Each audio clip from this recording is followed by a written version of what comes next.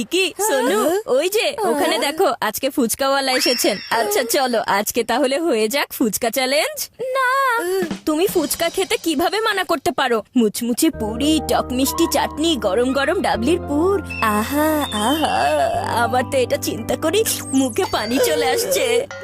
আরে না চিকু, আজকে মায়ের দেয়া ছোলা আর পুরি দিয়েই পেট ভরে গেছে। আর আমাকে এখন কোচিং এ যেতে হবে, দেরি হয়ে যাচ্ছে। আচ্ছা ঠিক আছে, তাহলেই ফুচকা চ্যালেঞ্জ অন্য কোনো দিন করা যাবে। হ্যাঁ অবশ্যই করব। বাই। আরে চলো চিকু, এবার শুরু হয়ে যাও।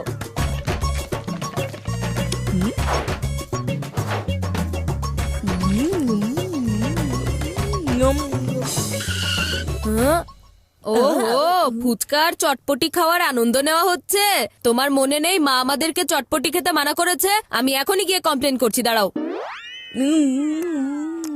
আরে যাও ছোট ভাই যাও, আমিও দেখতে চাই মা কিভাবে তোমার কথা বিশ্বাস করে নিবে। এমন এক ছয় মারবো তোমার কমপ্লেন ব্যাক টু প্যাভিলিয়ন হয়ে যাবে।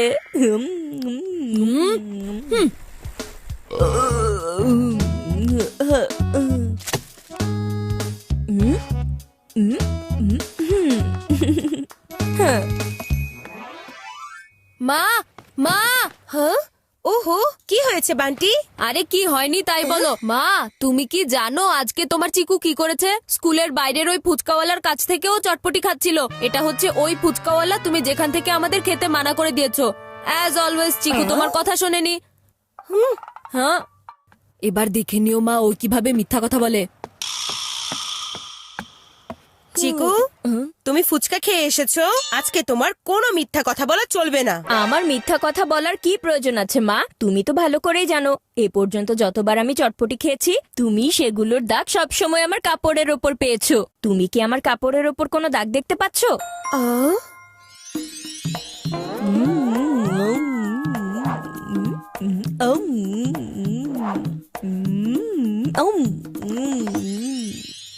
হ্যাঁ, কথা তো ঠিকই আছে। চিকুর আগে ওর কাপড় সেই খাবার খেয়ে ফেলে, আর আজকে ওর শার্টের ওপর দাগের নাম আর নিশানা কোনোটাই নেই। তার মানে আজকে ও ফুচকা খায়নি। মা দেখো, ওর কাপড় হয়তো চটপটি খায়নি, কিন্তু চিকু আজকে চটপটি খেয়ে এসেছে। তুমি বুঝতে পারছো না কেন? আচ্ছা বান্টির ফুচকার কথা বাদ দাও, কিন্তু ফুচকা খেলে কিছুক্ষণ পরেই চিকুর পেট ব্যথা হওয়া শুরু হয়। ও যদি আজকে সত্যি ফুচকা খেয়ে আসতো তাহলে এতক্ষণে ওর পেট থেকে শব্দ আসা শুরু হতো। মা পেট খারাপের কথা বলতে না বলতেই এখানে সত্যি পেটের ভেতর গুড়গুড় করা শুরু হয়েছে। কিন্তু মা অনেক হয়েছে, থামো বান্টি, আমি আর কিছুই শুনতে চাই না। আচ্ছা তুমি আবার তোমার হোমওয়ার্ক লুকোনোর জন্য চিকুর ফুচকা খাওয়ানোর গল্প বানানোর চেষ্টা করছো না তো? হ্যাঁ মা, এই বান্টি পড়ালেখা না করার বাহানা খুঁজে বেড়াতে থাকে। আমি এখন যাই, আমাকে অনেকগুলো হোমওয়ার্ক করতে হবে।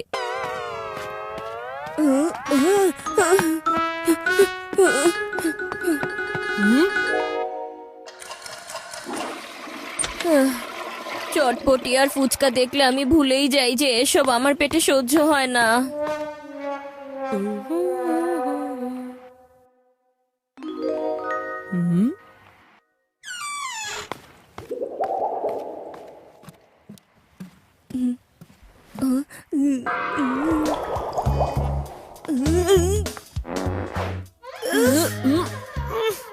ওফো, চিকু তুমি এসব কি করছো?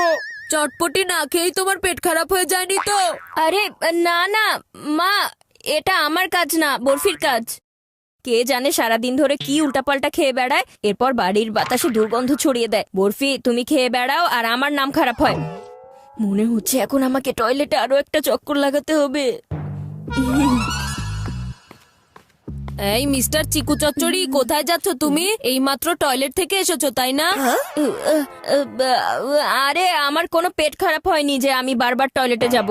আমার জুতোয় ময়লা লেগেছে, সেটাই পরিষ্কার করতে যাচ্ছিলাম। তুমি দাঁড়াও, আগে আমাকে টয়লেটে যেতে হবে ভাইয়া, এরপর না হয় তুমি তোমার পেট জুতা পরিষ্কার করে নিও। হ্যাঁ, আরে না না, আমি আগে টয়লেটে যাচ্ছিলাম। কিন্তু এখন তো আমাকে টয়লেটে যেতে হবে। তোমার তো শুধুমাত্র জুতায় ময়লা লেগেছে, পেটে না। আরে চিকু, একটু বোঝার চেষ্টা করো, বান্টির এখন এমার্জেন্সি আছে। তোমার তো শুধু এই জুতা পরিষ্কার করতে হবে তাই না? সেটা তুমি পরেও করতে পারবে, আর একটু সময় অপেক্ষা করো না। আরে আমার কাছে তো সময়ই নেই। না বান্টি দাঁড়াও। মনে হচ্ছে আমার পেট এখানেই ব্লাস্ট হয়ে যাবে।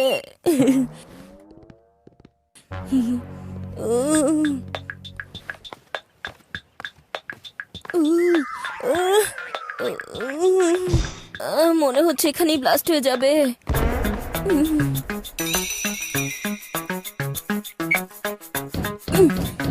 এই বান্টি, বাজাবে না আমার মগজের ঘন্টি। জলদি বাইরে বেরিয়ে আসো। আরে আমি তো এখনো শুরুই করিনি, একটু টাইম লাগবে।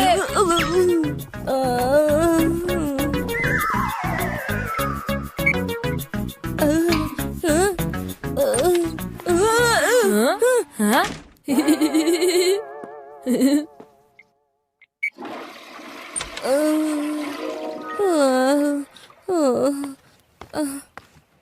চিকু, আজকে তো তোমার লটারি লেগে গেছে। এখানে আমার পেটের ব্যাটারি খারাপ হয়ে গেছে আর মা লটারি নিয়ে পড়ে আছে। আরে কি এমন হয়েছে মা? আজকে বান্টি তোমার জন্য অনেক বড় একটা স্যাক্রিফাইস করেছে। তোমার সবচাইতে ফেভারিট পিৎজা আর বান্টির সবচাইতে ফেভারিট পাস্তা। কিন্তু আজকে বান্টি শুধু তোমার জন্য অ্যাডজাস্ট করতে রাজি হয়েছে। ও বলেছে আজকে শুধু চিকুর ফেভারিট পিৎজা বানানো হবে। তোমাদের সামনে নিয়ে এসেছি ফ্রেশ পিৎজা। পিৎজা? পাজি বান্টি কোথাকার, ও ভালো করেই জানে আজকে আমি পিৎজা খেতে পারবো না। পিৎজা কেন, একটা রুটিও আমার পেটের ভেতরে যেতে পারবে না। আর এই হচ্ছে তোমাদের দাদা ভাইয়ের জন্য খিচুড়ি। খিচুড়ি? আরে আজকে তো আমার জন্য এই খিচুড়ি, পিৎজা পাস্তা সবকিছু। এখন একটু খিচুড়ি যেন পেয়ে যাই। এই নাও চিকু, খেয়ে নাও।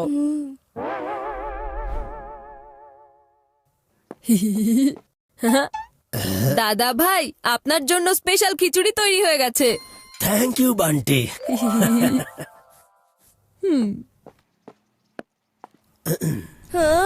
খিচুড়ি তো হাত থেকে ছুটে গেল আর পেটের হাল তো বেহাল হয়ে গেল। এখনই পিৎজাকে ছেড়ে খিচুড়ির সাথে বন্ধুত্ব করতেই হবে। কি যে করব? আইডিয়া, দাদা ভাইকে আমাদের এখনকার সময়ের পিৎজা খেতে অফার করব, তাহলে উনি তার সময়কার ওই খিচুড়িটা অফার করবে। দাদা ভাই, পিৎজা খেয়ে দেখবেন? আরে চিকু, এসব পিৎজা মিৎজা সব নতুন দুনিয়ার আজে বাজে নিয়ম কানুন। এর চেয়ে ভালো হবে তুমি এই খিচুড়িটা খাও। এটা খেলে স্বাস্থ্য ভালো থাকে আর পেটও খারাপ হয় না। এই স্বপ্নটাকে এখন সত্যি করে ফেলার সময় চলে এসেছে। দাদা ভাই, আপনি কি পিৎজা খেতে চান? এইসব পিৎজা মিৎজা এগুলো নতুন দুনিয়ার নিয়ম কানুন। হ্যাঁ, দাদা ভাই এসব একেবারেই পছন্দ করেন না। আসলে উনি তো খিচুড়ির ফ্যান। হ্যাঁ, বান্টি ঠিক কথাই বলেছে। কি দারুণ একটা খিচুড়ি হয়েছে, বাহ। এই পিৎজাটা তুমিই খাও।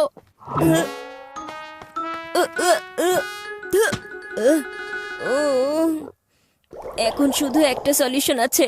চটপটির অত্যাচার থেকে বাঁচতে হলে মায়ের ওই পেট পরিষ্কার করার ওষুধ খেতে হবে। হয়তো এটা খেলে একটু রিলিফ পাবো।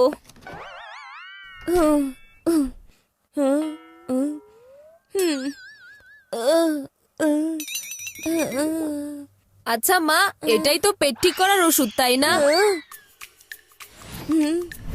হ্যাঁ, এটাই তো।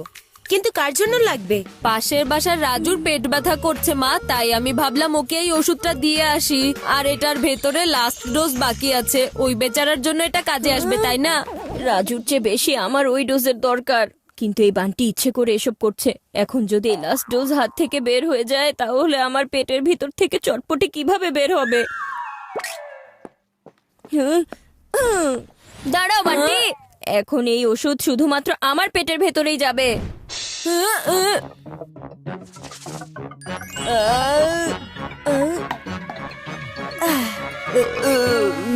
আরে চিকু, তুমি এখানে কি করছো? এখন আরে? আমার পেটের ভেতরে একটু শান্তি পাওয়া যাবে। অনেক বেশি ব্যথা করছিল। মা, তুমি ওর কথা শুনেছো? চিকু, তোমার পেটে কি আসলেই ব্যথা করছিল? মামা, আসলে এমন না, মানে আসলে এর মানে বান্টি ঠিক কথাই বলেছিল। তুমি স্কুলের বাইরে ফুচকা খেয়েছো, তাই না? আসলে হয়েছে কি মা, আমি কি করি করে আর কি হবে? পাখি খেয়েছে চটপটি। এখন থেকে তোমার ক্রিকেট খেলা বন্ধ। এক্সট্রা ক্লাস করাও বন্ধ। আর নতুন ক্রিকেট ব্যাটের ডিমান্ড করলে দেখে নিও। কিন্তু মা, আর একেই বলে চান্স পেলেই ডান্স। এবার যেহেতু চিকুর পেট খারাপ হয়ে আছে, তাই এই পুরো সপ্তাহ সবার জন্য খিচুড়ি রান্না হবে। কি না, চিকুর চটপটির ঝাল আমার ওপরেই কেন পড়লো? একেই বলে হিট উইকেট। এখন পুরো সপ্তাহ খিচুড়ি খাও।